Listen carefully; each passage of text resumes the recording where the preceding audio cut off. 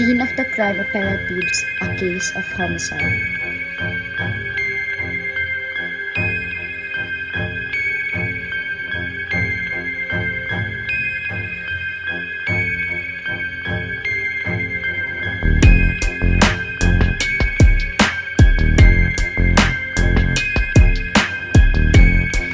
Arrival of the first responder.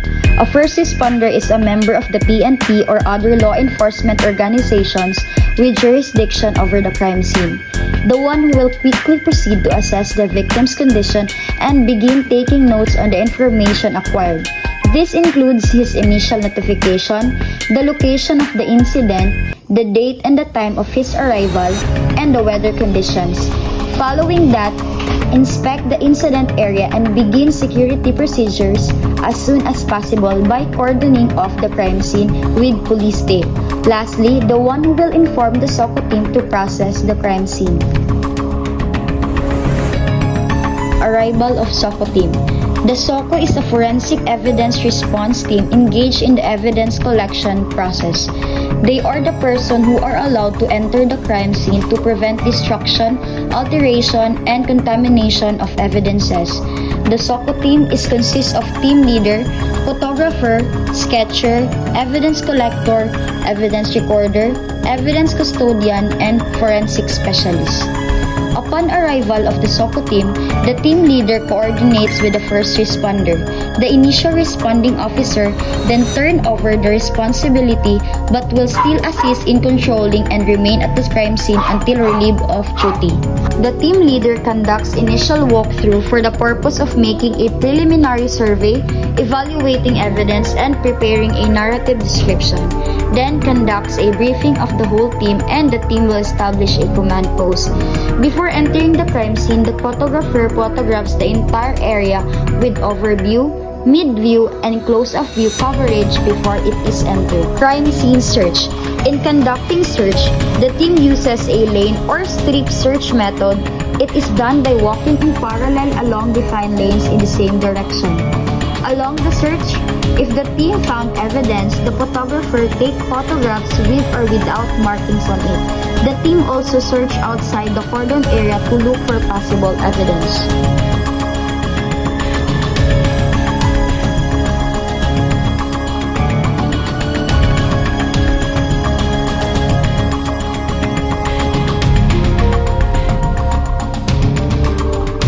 Marking of physical evidence. Note that in putting markings, the evidence number is indicated as well as evidence description. There's also a scale to measure the size of the physical evidence. The photographer photographs the whole crime scene and physical evidences found in general views, mid views, and close-up views.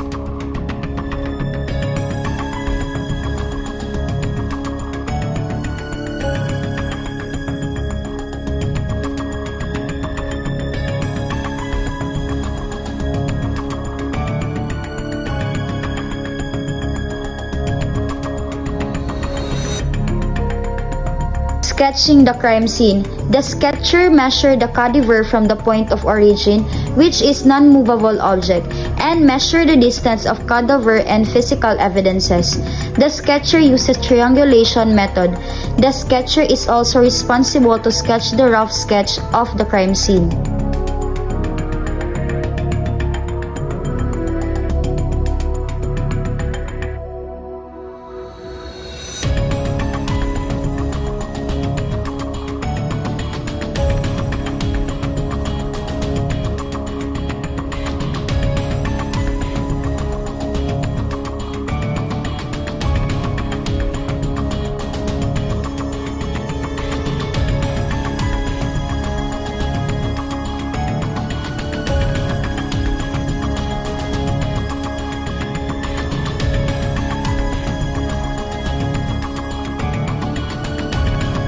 Collection of evidence. The evidence collector collects the physical evidence and places it in a sealed container.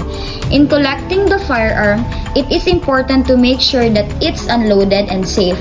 The bullet shells should be collected and labeled separately. The blood sample should be swabbed using a clean cotton and place it in clean paper with sealed corners. Do not use plastic containers.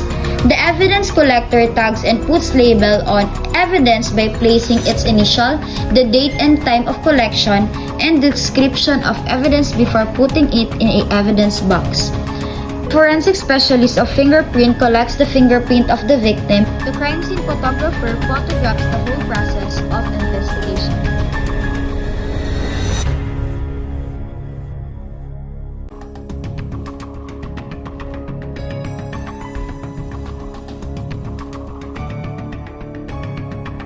Submission of evidence to the evidence custodian. The evidence collector turns over the collected evidence to the evidence custodian by signing in the turnover receipt. Before releasing the crime scene, the SOCO team conduct final search to make sure the crime scene have been searched thoroughly.